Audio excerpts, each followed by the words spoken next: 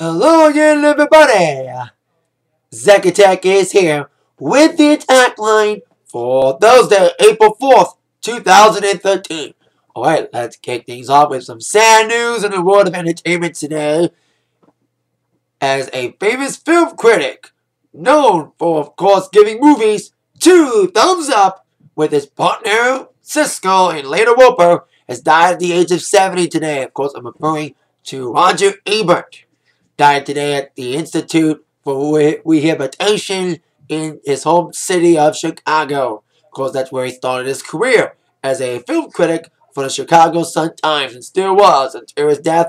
But people like me and many others knew him from his TV show with Cisco and Lena Wolper by giving movies 2 thumbs up, and his reviews have been well regarded by many Hollywood insiders by determining what movies people would see depending on the opinions of Cisco and Ebert, and like I said later, Wolper. Of course, Ebert's been still making reviews despite various health issues throughout the years, including various cancer situations like cancer rehabilitation and chin prosthesis. And he still wrote his reviews to be read by guest voiceovers, artists, guests to voice the reviews, since, like I said, Ebert was unable to speak for the last few years of his life. And for the last couple of years, like I said, he had his health problems. But recently, his death came because he was fighting cancer apparently again. He wrote in one of his last blogs that he was going to take some time off from reviews to take care of another cancer prognosis, which came after a hip surgery, a hairline fracture, and transformed into another form of cancer for Ebert.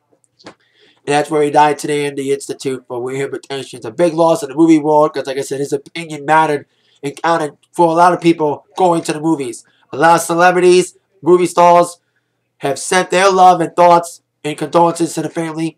And, of course, to Roger, saying rest in peace, especially Michael Moore saying millions of thumbs up to you.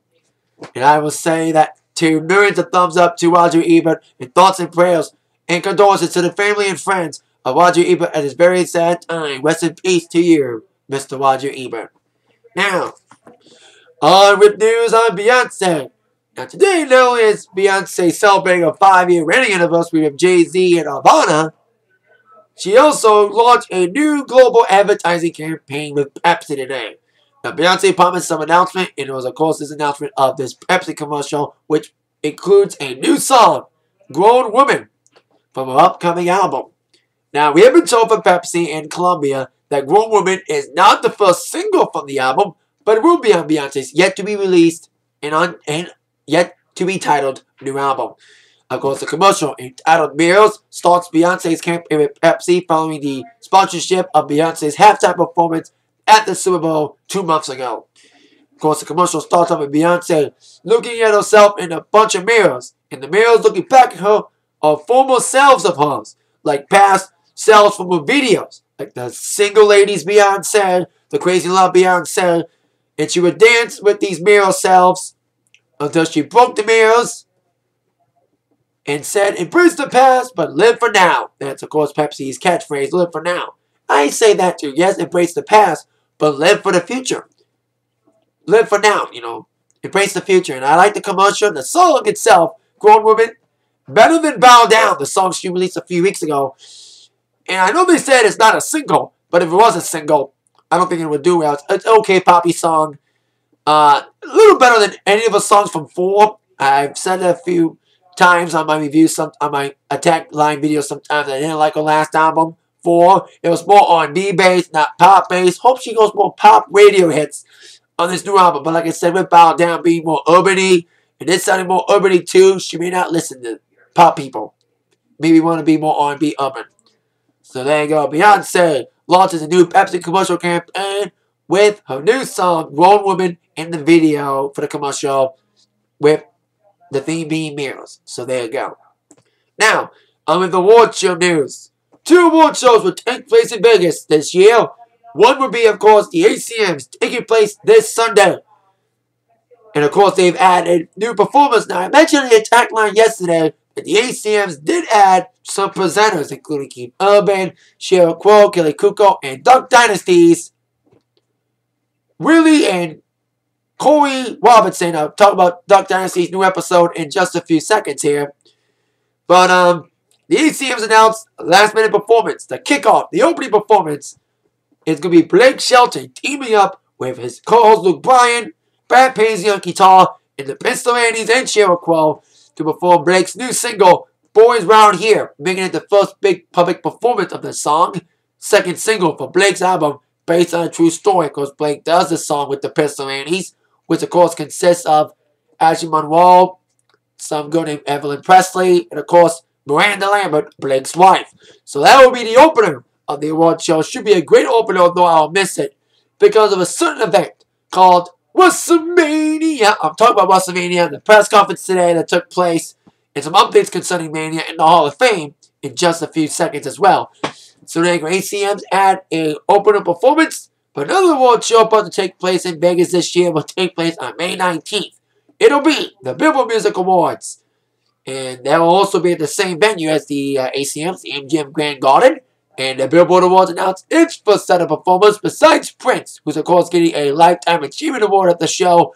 Performing at the awards is Taylor Swift, Justin Bieber, Bruno Mars, and Miguel. All four of them are nominated for the Milestone Award, which is a new honor by Billboard presented to an act who has achieved a landmark on the Billboard chart in the last year. Of course, Miguel breaking out with his huge song Adorn. Taylor Swift selling 1 million copies of Red, making it the second album to do so since Speak Now, like back-to-back number ones that sold 1 million copies in the first week. Besides those four, other nominees are Barry Perry and Pitbull, but they're not performing yet. And the Milestone Awards, the only award that has announced its nominees. No other awards and the nominees have been announced yet, but I'll probably find those out in the next couple weeks.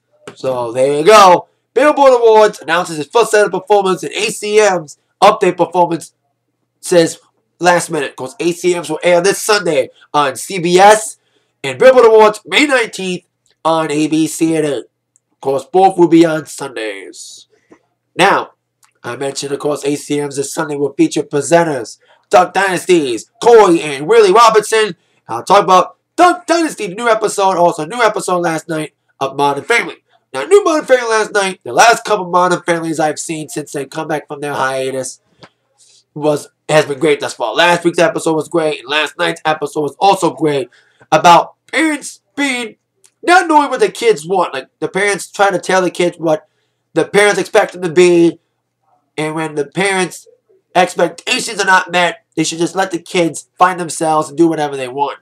So, the whole situation with Phil and Claire and the kids in the hospital, that was kind of a funny storyline scenario there. And Lily trying to find herself too by saying she's gay just because her dad's all, and trying not to embrace her culture. That's why Gloria was like trying to make Lily find her own culture after Manny was stopped learning his own language, Spanish. Besides that, Manny went to a prep school and he chunked in the audition with Jay, trying to help him out and stuff, blah, blah, blah, blah, blah. And the statements that Cam and Mitch made when they were at that Vietnamese restaurant, that was kind of fun. Like, awkward. When they said, like, hey, go back to where you came from. Bad word. Bad sentence. So it was a funny episode of Modern. Also, another funny episode of Duck Dynasty last night, which, of course, mostly centered on a big Duck Commander display at Bass Pro Shop.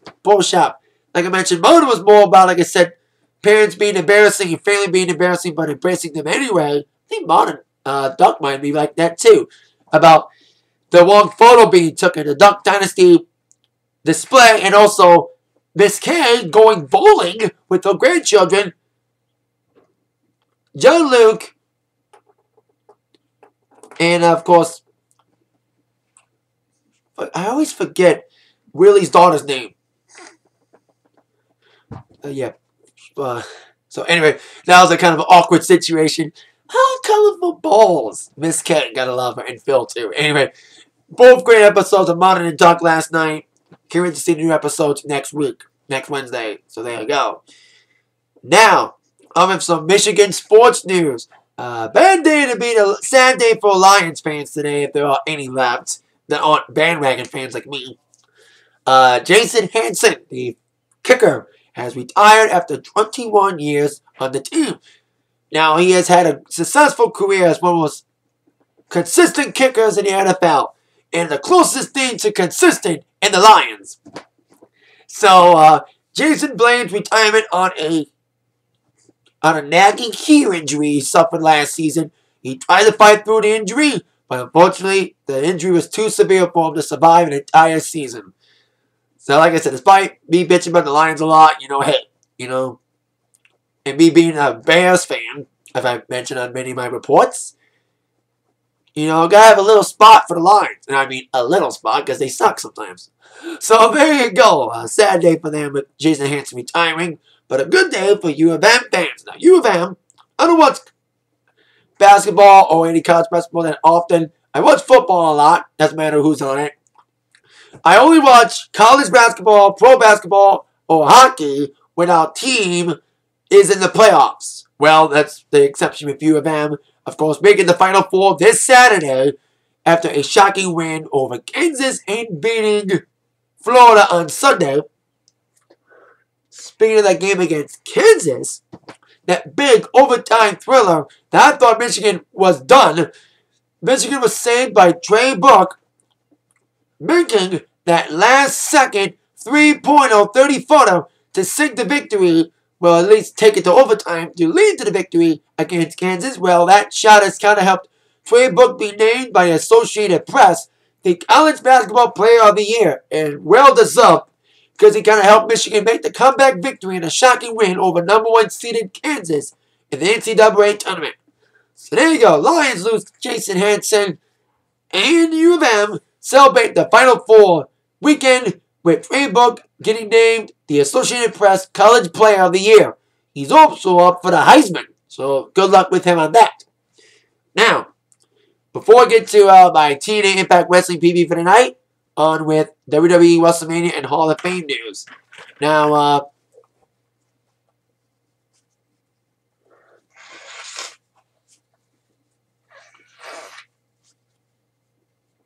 some of the allergies today bugging me today. Anyway, today they had a press conference for WrestleMania, but also during the press conference they announced some updates. Number one, that Donald Trump would be inducted by Vince McMahon. No wonder why Trump's induction is going to be on TV over Mick Foley. I kind of mentioned that a little bit at the end of my Raw review on Monday about Mick Foley's induction not going to be on the Hall of Fame on TV on April 9th. Even Mick Foley commented on it, saying where it is what it is. And I thank the fans for their support and their love for me not being on TV, which I agree with myself on my review that it is bullshit. That you're not going to have Mick Foley, a huge party attitude era, and his Hall of Fame will be on TV. It's bullshit. They're going to have Donald Trump on TV. But like I said, no shit. Vince is inducting him along with Trish being inducted by Stephanie.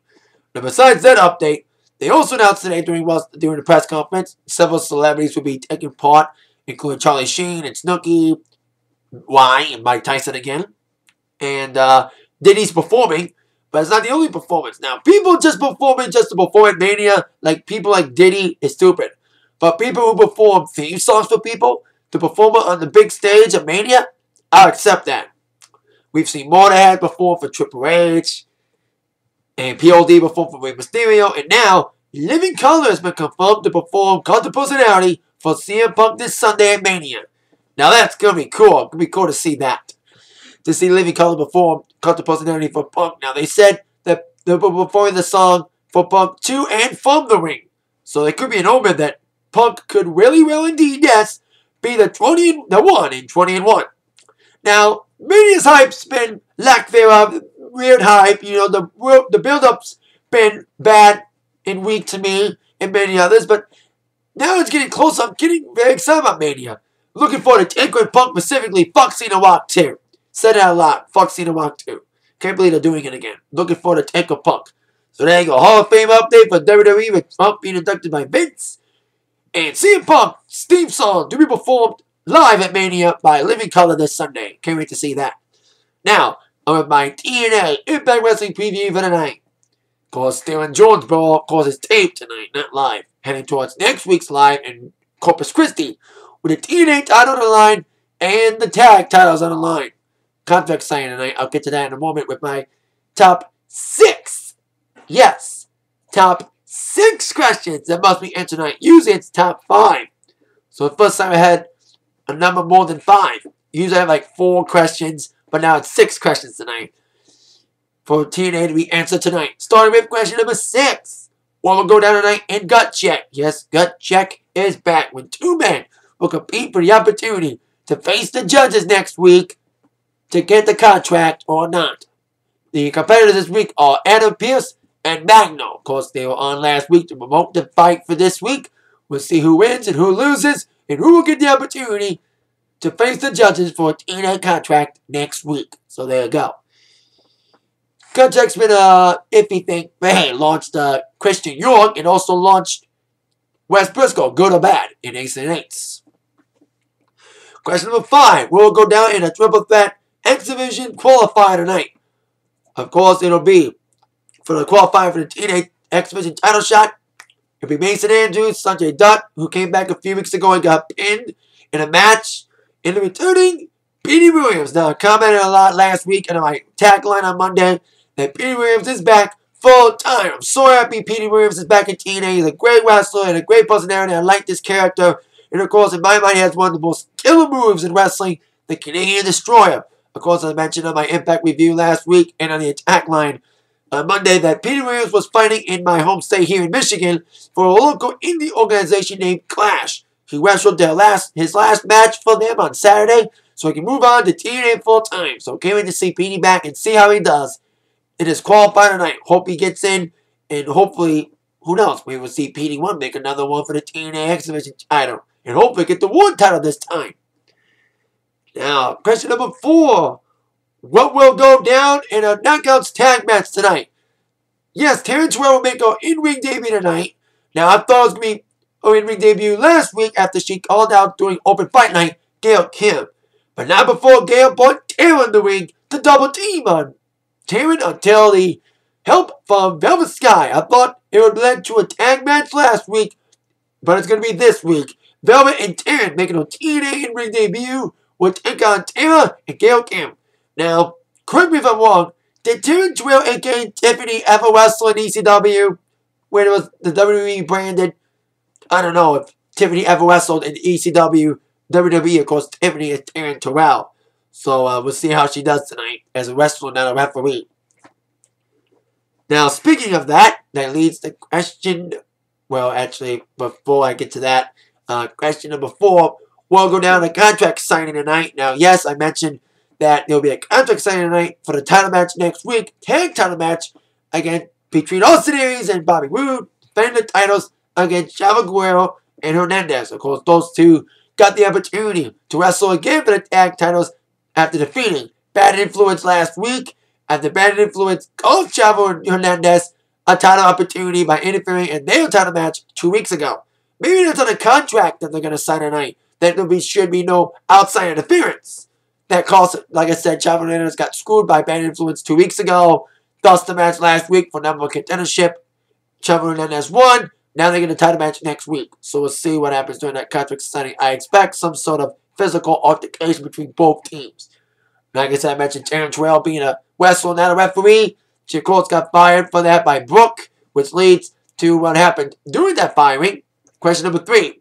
We'll go down to the first real one-on-one encounter with Brooke and her maybe soon-to-be ex-husband, Bully Ray. Now, after the firing, when Brooke did fire Terrence Terrell's referee 2 weeks ago, she was confronted a little bit by Bully Ray coming from the back. They didn't talk much. Brooke just walked away from it. But now Bully Ray is going to have a confrontation with Brooke for the first time since lockdown. Of course, the TNA champ and the president of Ace and Eights will, of course, confront Brooke. Will a divorce be going on? Will Hulk get involved? And will Jeff Hardy attack Bully Ray heading towards their match next week? So we'll see what happens during that confrontation between Brooke and Bully. And now, question number 1. Like I said, Brooke and Bully Ray's number 2. Question 3, tag titles, 4 knockout match, 5 X Division match, 6. The gut check and number 1 question must be answered tonight. We'll go down to the big 10-man tag match tonight in the main event as the war between TNA and Ace and Ace continue with this big matchup tonight.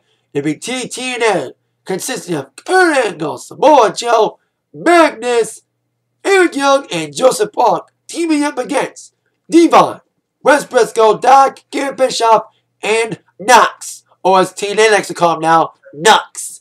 I bet you it'll be a nasty fight. It may lead to a DQ or something like a weapon will be used. Or more members of Ace and Ace from the back may interfere like Anderson, who's not in this match. So we'll see what happens in this nasty main event fight, which should be very brutal as this war continues on. And also, will Sting and Hogan finally bury the hatchet? All that and more tonight on Impact at 8/7 Central on Spike TV. Check local listings for Mountain and Western. That is it for the Atakline for today. I'll see you later tonight for my TNA review. With that in mind, you've all been attacked by the news from Zach. Thank you again for watching. See you later. Yeah.